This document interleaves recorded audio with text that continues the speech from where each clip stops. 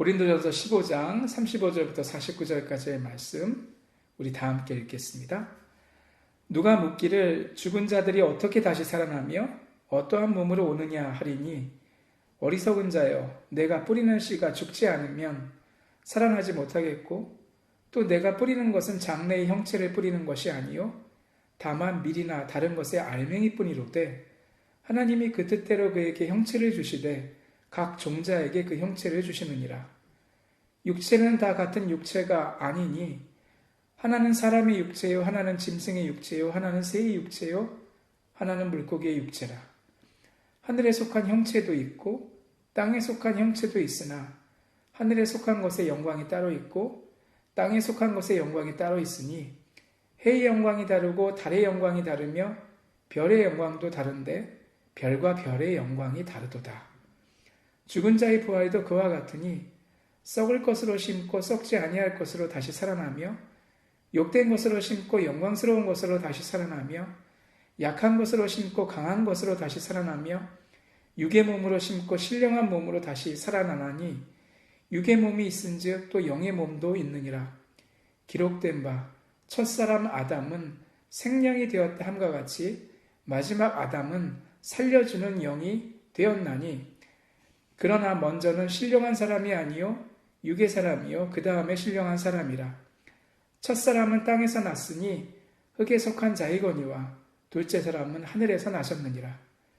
무릇 흙에 속한 자들은 저 흙에 속한 자와 같고 무릇 하늘에 속한 자들은 저 하늘에 속한 이와 같으니 우리가 흙에 속한 자의 형상을 입은 것 같이 또한 하늘에 속한 이의 형상을 입으리라. 아멘. 고린도 교인들 중에는 상당수가 헬라 사람들이 있었습니다. 그들은 죽은 자의 부활 이야기라는 성경 말씀을 처음 들어보았습니다. 그래서 죽은 사람이 어떻게 살아나며 그들은 어떤 몸으로 돌아옵니까? 라는 질문이 있었던 것 같습니다. 이는 저희에게도 있는 질문이죠.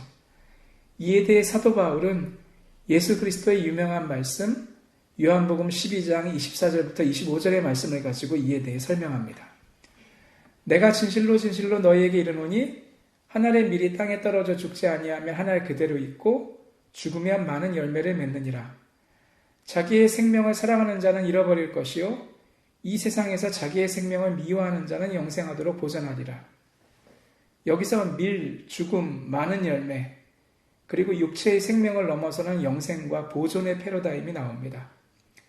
여기서 주님이 밀을 콕 집어서 비유로 사용하신 이유는 보리와 함께 당시에 주로 재배되었고 특히 잘 익은 밀밭의 황금 물결은 천국의 상징으로 많이 사용되었기 때문입니다. 그런데 밀알의 모습을 보면 이는 밀이라는 식물의 모습과는 많이 다릅니다. 밀알만 보고는 다 큰 식물의 모습을 상상할 수가 없습니다. 종자의 모습과는 다른 아름다운 형태의 잎, 줄기, 뿌리가 나타납니다.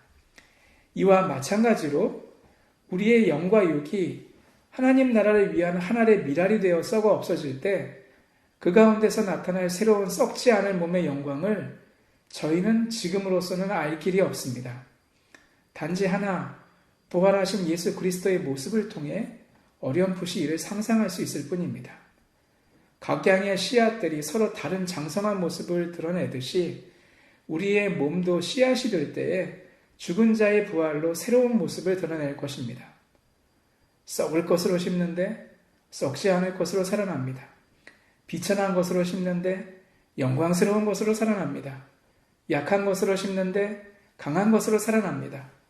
자연적인 몸으로 심는데 신령한 몸으로 살아납니다. 씨앗으로서의 자연적인 몸이 있으면 부활하고 성장한 모습으로서의 신령한 몸도 있습니다.